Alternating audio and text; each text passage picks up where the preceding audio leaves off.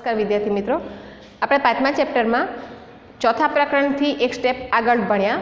એટલે કે જે ચોથા ચેપ્ટરમાં આપણે ભણેલા કે 5 પ્રકારના સંયુક્ત વિધાન હોય છે, જે છે નિષેધ, સમુચ્ચય, વિકલ્પન, શરતી અને દ્વિશરતી. આનાથી એક સ્ટેપ આપણે આગળ ભણ્યા હતા કે જે આ 5 વિધાનો છે એનાથી પણ વધારે મોટું સંયુક્ત વિધાન હોય, એટલે કે એક કરતાં વધારે તાર્કિક કારકોનો ઉપયોગ થયો હોય તો એ બની જાય જટિલ સંયુક્ત વિધાન. એટલે કે જટિલ નિષેધ, એના પણ 5 પ્રકાર હતા. જટિલ સમુચ્ચય,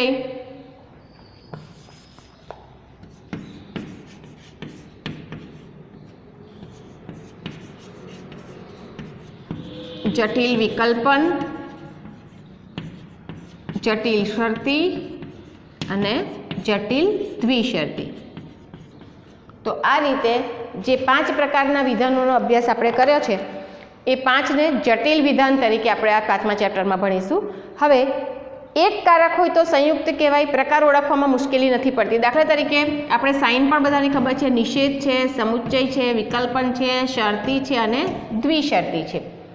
કારકો બધાના ખબર છે. નિષેધ એટલે નહીં કે નથી, સમુચ્ચય એટલે અને, વિકલ્પન એટલે કાં તો અથવા, શરતી એટલે જો તો, દ્વિશરતી એટલે જો તો અને તો જ. આ શબ્દોનો ઉપયોગ કરીને સંયુક્ત વિધાન આપણે બનાવીએ છીએ. વિધાનનો પ્રકાર ઓળખવાનો હોય, આપણને કોઈએ કહ્યું હોય કે એસ એન્ડ જે આ વિધાનનો પ્રકાર કયો છે, તો આના પરથી ખબર પડી જાય કે આ વિધાન સમુચ્ચય પ્રકારનું છે. એવું કહેવામાં આવે કે એક્સ શરતી, એક્સ પછી એરોની નિશાની હોય વાય, તો આ શરતી વિધાન છે. આર વિકલ્પન એસ, તો આ વી નિશાની છે એ વિકલ્પનની નિશાની છે. પણ ધારો કે એક કરતાં વધારે કારક હોય તો આપણે એ વિધાનનો પ્રકાર કેવી રીતે ઓળખી શકીએ? તો એના માટે જોવું પડે આપણે સર્વોપરી કારક. સર્વોપરી, સર્વથી ઉપરી કારક કયું છે, બધાથી મોટું કારક કયું છે. ઘરમાં પણ આપણે સામાન્ય રીતે જોતા હોઈએ, 7 માણસો હોય કે 10 માણસો હોય તો આખા ઘરમાં જે મુખ્ય વ્યક્તિ હોય, વડીલ વ્યક્તિ હોય, એના નામથી ઘર ઓળખાતું હોય કે એના નામથી બધી પોસ્ટ આવતી હોય છે. તો આ રીતે સર્વોપરી કોણ છે એ ધ્યાનમાં રાખવાનું છે. જેમ કે આર એન્ડ એસ વિકલ્પન જે.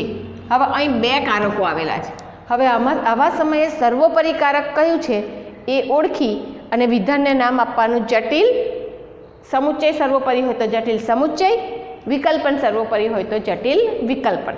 પણ અહીં એક પ્રશ્ન ઊભો થાય છે કે હવે આમાંથી સર્વોપરી માનવું કોને? તો એના માટેનો પણ એક જવાબ છે. પહેલાં આપણે સર્વોપરી કારકની વ્યાખ્યા જોઈએ કે જટિલ સંયુક્ત વિધાનમાં વપરાયેલા વિવિધ કારકો પૈકી, એટલે સ્વાભાવિક છે જટિલ છે એટલે એકથી વધારે કારકો હશે, તો વપરાયેલા વિવિધ કારકો પૈકી જે કારક વિધાનના આ કે તે ભાગને નહીં, એટલે કે નાનકડા ભાગને નહીં પણ આખા વિધાનને લાગુ પડે તેને સર્વોપરી કારક કહેવામાં આવે છે. ફરી એકવાર, જટિલ સંયુક્ત વિધાનમાં વપરાયેલા વિવિધ કારકો પૈકી જે કારક વિધાનના આ કે તે ભાગને નહીં પણ આખા વિધાનને લાગુ પડે તેને સર્વોપરી કારક તરીકે ઓળખવામાં આવે છે. હવે સર્વોપરી કારક તરીકે ઓળખતી વખતે સીધું આવી રીતે લખ્યું હોય તો કયું સર્વોપરી છે ખબર પડતી નથી. તો એના માટે આપણને તર્કશાસ્ત્રમાં કૌંસનો ઉપયોગ કરવાની છૂટ આપવામાં આવે છે. તો કૌંસનો ઉપયોગ જે કરવાનો છે, કૌંસના પ્રકાર 3 બતાવ્યા છે. નાનો કૌંસ, ચોરસવાળો હોય એને મોટો કૌંસ કહેવાય, અને ત્રીજો કૌંસ છે છગડીયો કૌંસ. આ 3 પ્રકારના કૌંસનો ઉપયોગ થાય છે.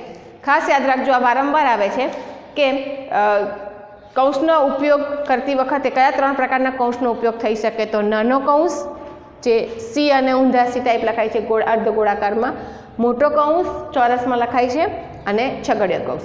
કૌંસના ઉપયોગથી શું થઈ શકે? તો કૌંસના ઉપયોગથી સર્વોપરી કારક કયું છે ઓળખી શકાય. આ પહેલી વસ્તુ. દાખલા તરીકે હું અહીં કૌંસ કરું છું. હવે આપણે જોઈએ તો કયું કારક સર્વોપરી છે શોધવાનું સરળ બની જશે, કારણ કે વ્યાખ્યા એવી છે કે જે કારક આ કે તે ભાગને નહીં પણ આખા વિધાનને લાગુ પડે. તો અહીં આપણે જોઈએ છે એન્ડ કારક છે સમુચ્ચય. એ સમુચ્ચય જોડે છે એસને અને આરને. બસ આ 2ને જોડવાનું કામ સમુચ્ચય દ્વારા કરવામાં આવે છે. તો સમુચ્ચય ફક્ત આ 2ને લાગુ પડે છે. હવે વિકલ્પન, તો વિકલ્પનની જમણી બાજુ છે જે અને ડાબી બાજુ આખો કૌંસ, આ કૌંસથી સ્ટાર્ટ કરીને કૌંસ પૂરો થયો ત્યાં સુધીનું, એટલે કે વિકલ્પનની ડાબી બાજુ આખો કૌંસ છે, એટલે વિકલ્પન અહીંથી કૌંસથી સ્ટાર્ટ કરી અહીં કૌંસ સુધી આખાને લાગુ પડે છે અને જમણી બાજુ જેને લાગુ પડે છે, એટલે આખું વિધાન કવર કર્યું વિકલ્પને, એટલે વિકલ્પન મુખ્ય કારક છે. સીધી સરળ અને સાદી ભાષામાં કહીએ તો જે કારક કૌંસની બહાર હોય અથવા જે આખા વિધાનમાં જે બહાર દેખાય એ કારક મુખ્ય કહેવાય અને એને સર્વોપરી કારક કહેવાય, એટલે વિધાન એના નામથી ઓળખાય. તો હવે આ વિધાનનું નામ આપણે શું આપીશું તો કે જટિલ વિકલ્પન, કારણ કે વિકલ્પન કારક બહાર છે. પણ ધારો કે વિકલ્પન અંદર હોય તો બહાર કયું કારક છે એ જોવામાં આવે. આ બેને કૌંસ કર્યો હોય તો હવે વિકલ્પન એસને અને જેને જ જોડે છે, કૌંસથી બહાર એ જઈ શકતું નથી, એટલે આ બેને જોડે છે. જ્યારે સમુચ્ચય તો આ બાજુ આરને અને અહીંથી સ્ટાર્ટ કરીને અહીં સુધી, એટલે કે આને, એટલે આખું વિધાન કવર કર્યું સમુચ્ચયે. બીજી રીતે કહીએ તો એન્ડ સમુચ્ચય બહાર છે એટલે એ મુખ્ય કારક છે. તો હવે વિધાનનું નામ બદલાઈ જશે જટિલ સમુચ્ચય. વિકલ્પન બહાર હતું તો જટિલ વિકલ્પન, સમુચ્ચય બહાર છે તો જટિલ સમુચ્ચય. તો આ રીતે કૌંસના ઉપયોગ દ્વારા વિધાન કયા પ્રકારનું છે એ ઓળખી શકાય. આ કૌંસના ઉપયોગનો પહેલો ફાયદો. બીજો ફાયદો એ છે કે કયા કારકનું ક્ષેત્ર કેટલું છે એ જાણી શકાય. હવે કારકોનું ક્ષેત્ર એટલે શું એની વાત કરું તો કારકોનું ક્ષેત્ર એટલે તમે જોઈ શકો છો એ બે કારકો છે, એક સમુચ્ચય અને એક વિકલ્પન. જે તે કારકનું ક્ષેત્ર એટલે એનો એરિયા. એરિયા મીન્સ કે જે કારક વિધાનના જેટલા ભાગને લાગુ પડતું હોય એટલો ભાગ એ કારકનું ક્ષેત્ર કહેવાય છે. એટલે કારકોનું ક્ષેત્ર એટલે જટિલ સંયુક્ત વિધાનના જેટલા ભાગને એ કારક લાગુ પડતું હોય એટલો ભાગ. હવે અહીં વિકલ્પન જુઓ, વિકલ્પનનું ક્ષેત્ર કેટલું એટલે કે એનો એરિયા કેટલો તો બસ એસ અને જે આટલો એરિયા વિકલ્પનનો.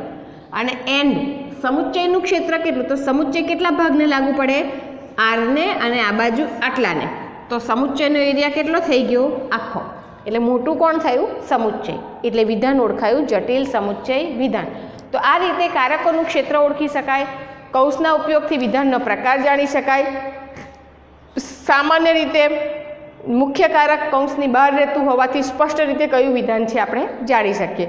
તો 3 બાબતો યાદ રાખજો. 3 પ્રકારના કૌંસનો ઉપયોગ થાય છે, નાનો કૌંસ, મોટો કૌંસ, છગડીયો કૌંસ.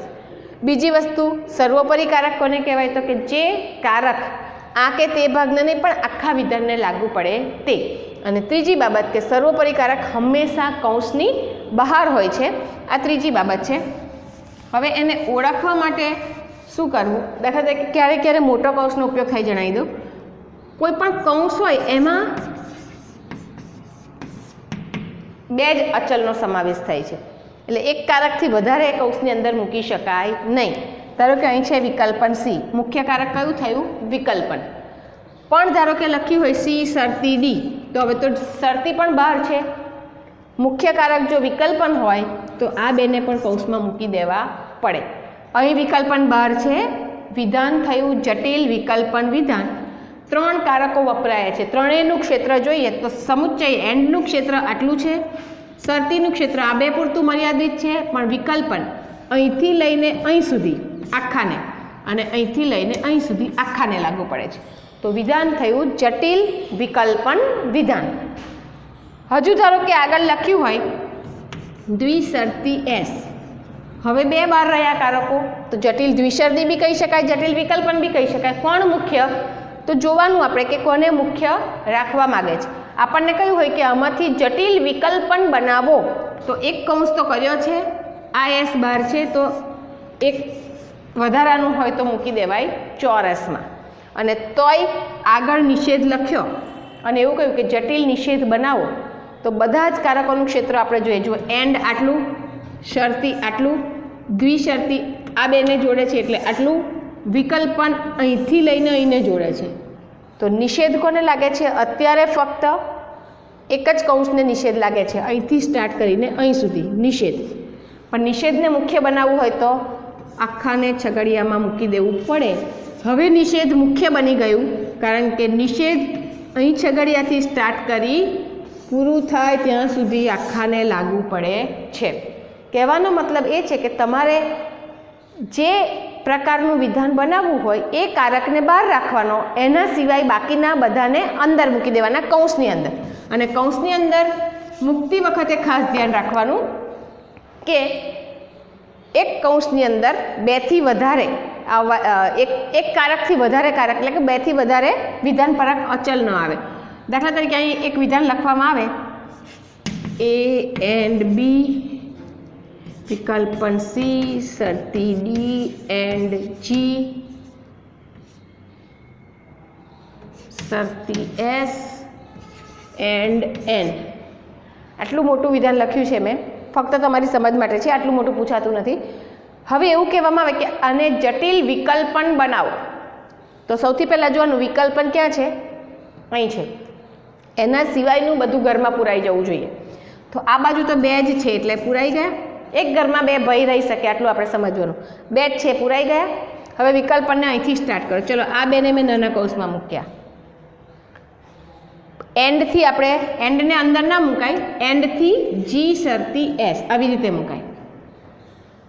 બરાબર છે. તો C શરતી D એન્ડ G શરતી S. હવે વિકલ્પનને બહાર રાખવા માટે હજુ એન્ડ પણ બહાર છે અને બીજો એન્ડ પણ બહાર છે. તો આપણે આ 2ને મૂકીશું એક ચોરસમાં. 2 કૌંસ થઈ જાય નાના, એને એક ચોરસમાં મૂકી શકાય. નાના કૌંસની અંદર 2 ABCD આવી શકે. 2 નાના કૌંસ મળે તો એક મોટો ચોરસ બને અને 2 મોટા ચોરસ બને તો એને છગડિયામાં મૂકી શકાય. તો આ એક મોટો ચોરસ થયો. હજુ પણ n બહાર છે તો ચોરસથી આગળ આપણે પછી મૂકવું પડે છગડીયો કૌંસ. હવે વિકલ્પન એકલો બહાર છે.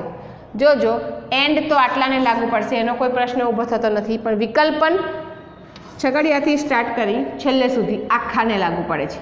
એટલે પહેલા નંબર પર આવશે આ કારક, પછી બીજા નંબર પર તો છગડિયાની અંદર કોણ મોટું છે, છગડિયો કાઢી નાખવામાં આવે તો કોણ મોટું છે, આ એન્ડ 2 નંબર. પછી ચોરસની અંદર કોણ મોટું છે, આ એન્ડ 3જો નંબર. અને નાના કૌંસવાળા 1 2 અને 3 એ બધા એક સરખા કહેવાય, ચોથા નંબર પર આવે.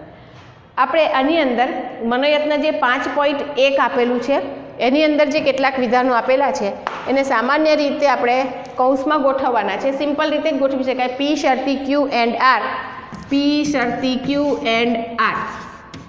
બનાવો જટિલ સમુચ્ચય, તો સમુચ્ચયથી આગળ સ્ટાર્ટ કરી અને બંધ કરી દીધું, બની ગયું જટિલ સમુચ્ચય. બનાવો જટિલ શરતી, તો શરતીની બાજુમાંથી બંધ કરી દીધું, બની ગયું જટિલ શરતી.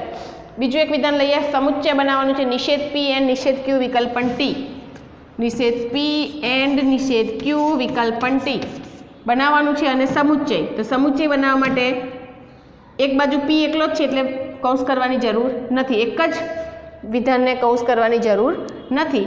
અને નિષેધ જો બાજુમાં એક જ વિધાનને લાગુ પડતું હોય એને પણ કૌંસ કરવાનો નથી, એટલે કે આ Pને કૌંસ કરવાની જરૂર નથી કે નિષેધ P. આ બંનેને કૌંસમાં મૂકી દીધા. હવે રહ્યો એન્ડ બાર. તમને એવું લાગશે કે નિષેધ બહાર છે, તો નિષેધ તો ફક્ત એક જ વિધાનને, જમણી બાજુના જ વિધાનને લાગુ પડે છે એટલે Pને જ લાગુ પડે છે, આખાને લાગુ પડતું નથી. એટલે નિષેધ ફક્ત Pને લાગુ પડે છે, નિષેધ P. અને એન્ડ આ બાજુ અને આ બાજુ આખાને લાગુ પડે છે. વિકલ્પન આને લાગુ પડે છે. આ નિષેધ ફક્ત Qને લાગુ પડે છે. તો આ રીતે એન્ડ બાર છે એટલે બની ગયું જટિલ સમુચ્ચય વિધાન. ધારો કે આને એવું બનાવવાનું કે જટિલ નિષેધ બનાવો તો આ નિષેધ બાર હોવો જોઈએ આખા વિધાનને લાગુ પડવા માટે. તો આપણે આને કરી દઈશું ચોરસ. બની ગયું નિષેધ, આખા ચોરસને લાગુ પડી જાય છે. તો આ રીતે 3 કે 4 વિધાનોથી વધારે નથી પૂછાતા, ફક્ત એને આપણે જે વિધાન બનાવવાનું હોય એ કારકને બહાર રાખીને બાકીના વિધાનોને કૌંસમાં મૂકી દેતા આપણને જે તે પ્રકારનું વિધાન મળી શકે છે. તો સ્વાધ્યાય 5.1 મનોયત્ન જે છે એનો અભ્યાસ કરશો. Thank you.